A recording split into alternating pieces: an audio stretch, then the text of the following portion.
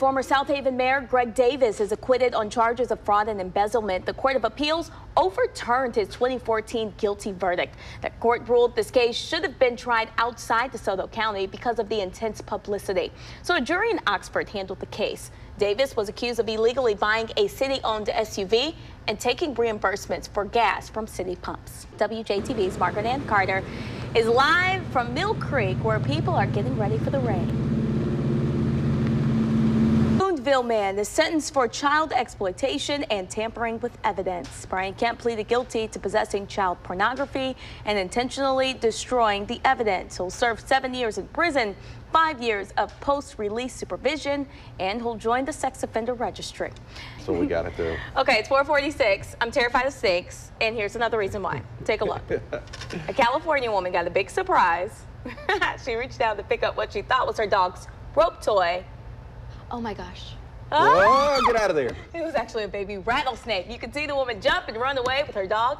Firefighters say baby rattlers are even more dangerous than adults because they can't control their venom. Oh, she hightailed it out of there in that bathroom. Wouldn't you? And that dog was getting out of there too. Heck no.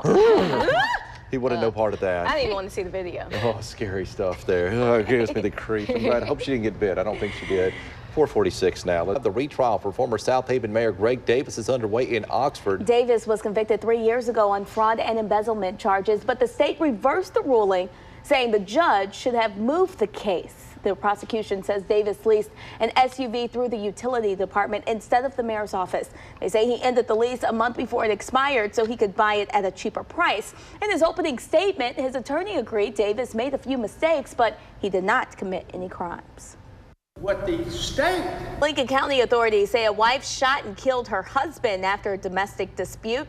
It happened on Quinn Road. According to the sheriff, the woman says her husband assaulted her before she shot him. The woman is not facing charges now, but we're told this case could go to a grand jury. Can police need your help finding a missing teenager this morning? Investigators say she went to work on Saturday and never came back home.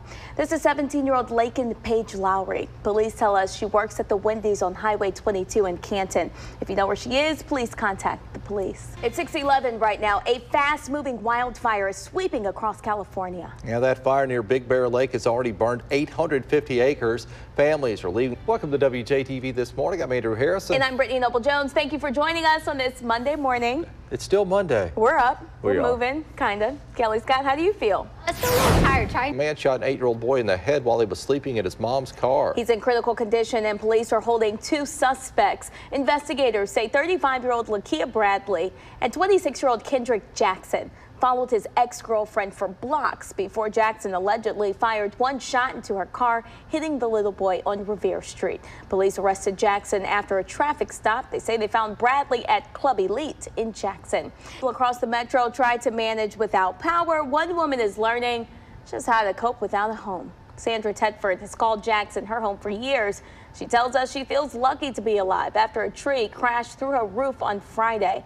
Ms. Tedford says she was sitting in her recliner watching TV when the power went out.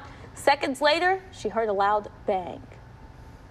We have an update on the would-be robber who a family tied up in Jackson yesterday. Police say 28-year-old Marcus Funches knocked on the door at the Hampton House apartment. He attacked the man who opened it, but the family held him until police arrived.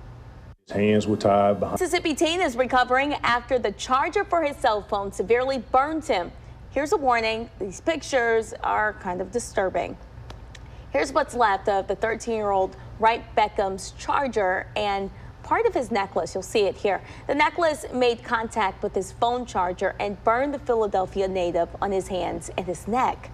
He's doing better now that he's had 1 surgery, but his family wants to warn others. News, Capitol Hill. Weija, thank you. At least 25,000 people watched the game. It raised more than $1 million. Mississippi Representative Trent Kelly played in that game. He posted the pictures on his Facebook page. He was on the practice field when the shooting happened on Wednesday. A Texas representative says the gunman almost hit Kelly.